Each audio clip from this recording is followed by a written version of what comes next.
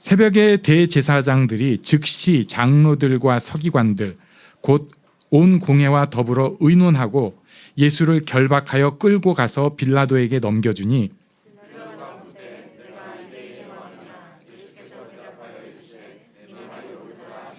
대제사장들이 여러 가지로 고발하는지라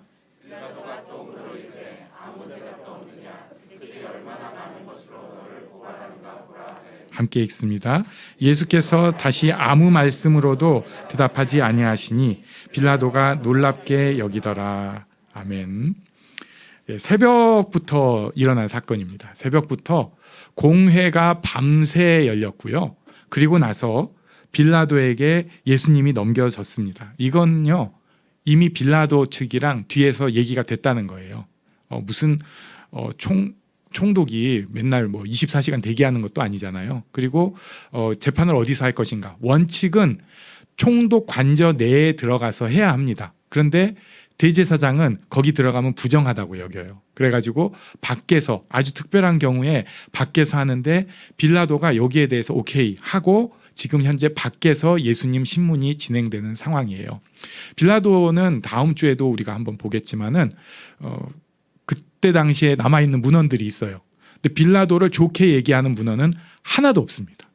그나마 성경이 조금 빌라도에 대해서 뭔가 예수님의 무죄를 알았고 좀 노력을 했다 이런 식으로 그 사람 속마음까지 헤아려주는 정말 하해 같은 마음으로 빌라도를 돌보지, 역사가들은 결과만 얘기하잖아요. 아주 냉정해요.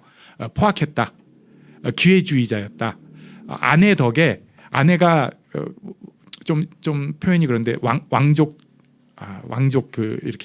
그게요. 그러니까 그 덕을 봐가지고 자리에 오른 사람으로서 아주 그 거만한 면도 있고 굉장히 기회주의자이어서 이 사람들한테 이러고 이런 사람이었다는 평가가 주를 이룹니다.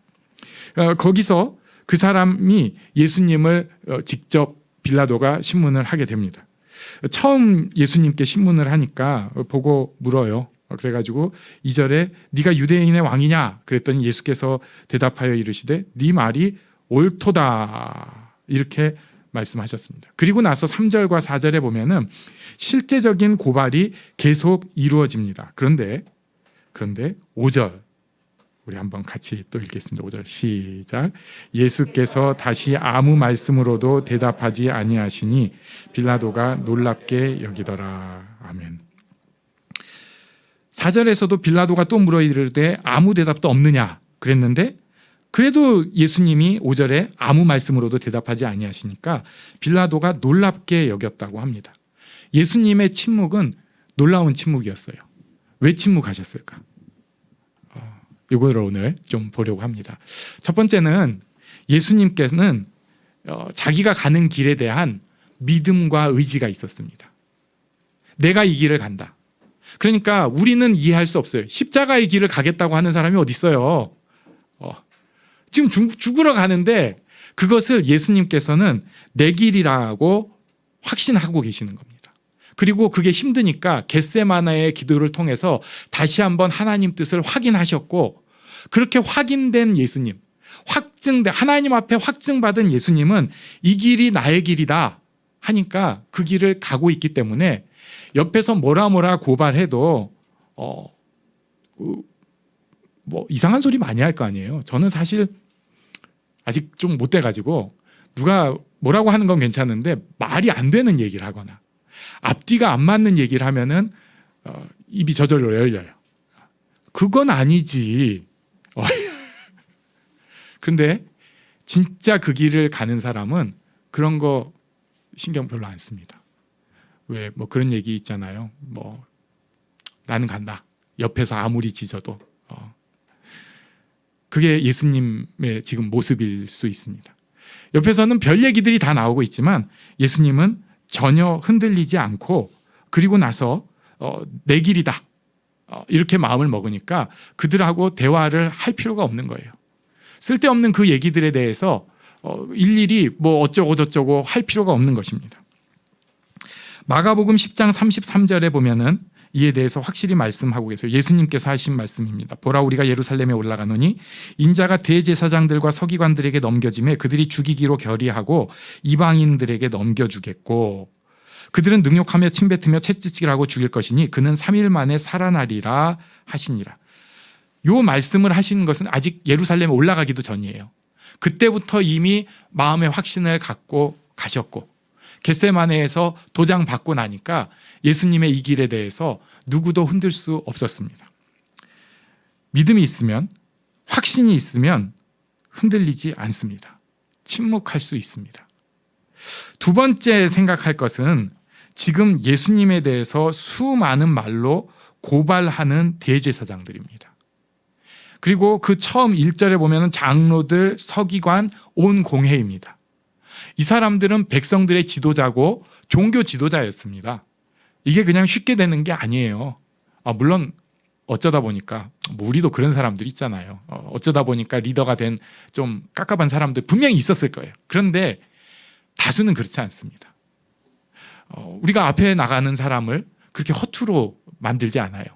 이 사람들은 특히 굉장히 종교적인 학습을 중요하게 여기는 유대인들입니다. 그러니까 우리 생각보다 훨씬 더 성경에 능통한 사람들이에요.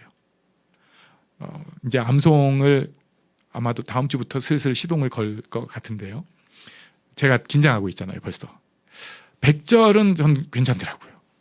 200절부터 이 부하가 걸려요. 300절, 그건 여러분 하세요. 뭐 이런 느낌. 전 딴 것도 외울 게 많아요. 근데 이분들은 성경의 주요 구절이 줄줄이 입에서 나오는 사람들입니다. 그리고 심지어 그 성경에 대한 해석까지도 다 외우고 있는 사람들이에요. 그래서 예수님의 해석이 맞득치 않은 거예요. 왜 저래? 지금 종래의 해석들이 다 있는데 왜 저기서 이상한 얘기를 하고 있냐고 마음에 안 드는 거예요. 이 사람들은 당시에 그 어떤 대부분에 일어나는 사건들에 대해서 자기들 식으로 성경적인 교훈에 답을 할 수 있는 사람들, 굉장히 훈련되고 어떤 면에서 존경할 인간들이었습니다. 그리고 그 훈련의 목표는 그들은 뭐라고 얘기했냐면 우리는 하나님을 사랑해서 이렇게 열심히 삽니다 라고 얘기를 했습니다. 예수님을 수많은 말로 고발하는 그들이 하나님을 사랑한다고 최선을 다해서 사는 사람들이었다는 거예요. 예수님, 하나님으로서 그들을 보면 어땠을까요? 나를 고발하고 죽이겠다고 바득바득 달려드는데 그들이 나를 사랑한다고 또 고백하는 사람이에요. 그리고 그들은 그냥 내 원수가 아니라 내가 그들을 또 너무 사랑하는 거예요. 내가 사랑하는 그 대상들이 지금 핀트가 잘못 맞아가지고 나를 죽이겠다고 말도 안 되는 말로 바닥바닥 덤벼들고 있는 상황입니다.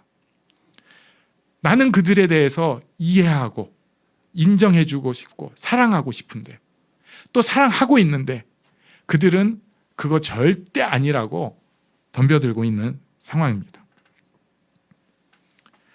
여기에 대해서 예수님의 안타까움이 있어요. 예수님의 이 갈등이 있습니다. 하나님을 향해 열심인 사람들이 그리고 내가 사랑하는 그 대상들이 예수님을 오히려 대적하고 예수님에 대해서 반대하고 예수님에 대해서 부끄럽게 만드는 것입니다. 그런데 이게 우리 모습일 때가 꽤 많은 거예요. 우리가 차라리 예수를 모르는 사람이고 모르는 모습으로 막 살면은 제가 알기로 우리 교회 나오시는 분들은 다 괜찮은 분들이에요. 립서비스가 아니고 길 가다 만나면 다 젠틀하고 좀 사귀고 싶고 얘기하고 싶고 이런 분들입니다. 근데 문제는 우리가 예수를 주로 고백하잖아요. 교회 좀 다녔잖아요. 하나님의 자녀라고 얘기하잖아요.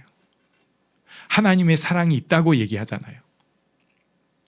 그러다 보니까 내가 하는 말 중에서 사회적인 관점에서는 뭐 그럴 수도 있어요. 감정이 상했을 수도 있고 뭐 그럴 수 있는데, 하나님의 사람이라면은 안 해야 될 말들이 튀어나옵니다. 하나님의 사람이라면 안 해야 될 행동들이 막 튀어나와요. 이것이 하나님을 대적하는 일이 될 때도 있고 이웃을 해하는 것이 될 때도 있어요. 사랑하는 자녀를, 사랑하는 내 주변의 사람들을 해하는 말이 될 때도 있어요. 나는 사랑한다고 그러고 나는 열심히 한다고 하는데 오히려 내가 예수님을 대적하고 괴롭히는 거예요. 제가 고민이 돼가지고 플러스 마이너스까지 생각을 해봤다니까요. 내가 지금 교회에 충성을 하고 있는데 나 때문에 예수 믿은 사람이 몇 명일까? 근데 나 때문에 교회 떠난 사람은 몇 명일까? 모르겠는데 떠난 사람이 없어야 되는데 그게 아니에요. 나 때문에 시험 든 사람, 나 때문에 고통받은 사람들이 많더라고요. 이게 한 20년 전에 처음으로 그런 생각을 했는데 가끔 하면은 계속 있는 거예요.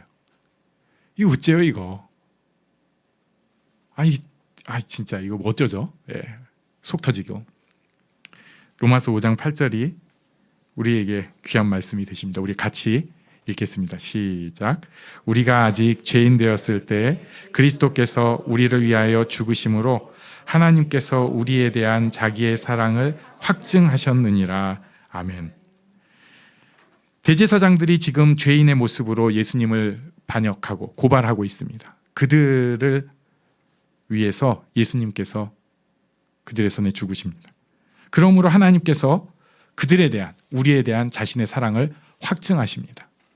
우리도 지금 분명히 예수 믿기 전에 모습도 있지만 지금도 죄인된 모습들이 드러나 있는데 바로 그런 부끄러운 우리를 위해서 예수님께서 십자가에 죽으셨고 하나님께서 그로 자신의 사랑을 확증하셨습니다.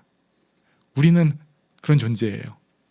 예수님의 십자가, 은혜가 없으면 결국은 또 쓰러지는 존재입니다. 내가 뭐 잘하고 있지, 이만하면 내 말 좀 들어봐! 라고 할 수 없는 존재입니다. 목소리를 높이다 보면 어느새 거기에 악이 들어가 있고 저주가 들어있는 부끄러운 존재입니다. 그러나 그런 나를 사랑하셔서 예수님께서 십자가에 죽으시고 그런 나를 용서하시고 그래서 이제 하나님 앞에 우리가 의인으로 서게 하셨습니다. 이것이 우리에게 주신 축복입니다. 내가 교회를 위해서 열심히 일했고 내가 하나님을 향해서 열심히 있어서가 아니고 그런 죄인인데도 예수님께서 다 알고 죽으셨기 때문에 우리는 하나님 앞에 의로운 자로 하나님의 자녀로 설 수 있다는 것입니다. 이것을 우리가 기억하면 좋겠습니다. 예수님 그래서 침묵하셨어요. 사랑하는 사람들에 대해서 반격할 수 없었습니다. 그리고 마지막, 예수님은 하나님에 대해서 맡기셨습니다. 베드로전서 2장 23절에 이렇게 말씀하고 계세요. 우리 여기 같이 읽겠습니다. 시작. 욕을 당하시되 맞대어 욕하지 아니하시고 고난을 당하시되 위협하지 아니하시고 오직 공의로 심판하시는 이에게 부탁하시며. 아멘. 예수님께서는 부탁하셨습니다. 부탁하셨어요. 이것을 그 뒤에 지금 베드로전서 2장이잖아요. 베드로전서 5장에서 우리가 잘 아는 말씀으로 다시 한번 설명하고 있습니다. 베드로전서 5장 7절 같이 읽습니다. 시작. 너희 염려를 다 주께 맡기라. 이는 그가 너희를 돌보심이라. 아멘. 우리가 열심히 살고 있어요. 나름대로 최선을 다하기도 하고 어떨 때는 최선은 다 못해요. 환경 때문에, 나 안에 있는 무언가 때문에. 그래도 뭔가를 하고 살려고 합니다. 그런데 그런 우리에게 꼭 필요한 게 있는데요. 그것은 맡기는 것입니다. 맡기는 것입니다. 맡겨야 합니다. 하나님께서 우리를 돌보시기 때문입니다. 참새도 돌보시고 들풀도 돌보시고 모든 가운데 운행하시는 하나님께서 사랑하는 자녀된 우리를 돌보십니다. 그렇기 때문에 우리는 맡겨야 합니다.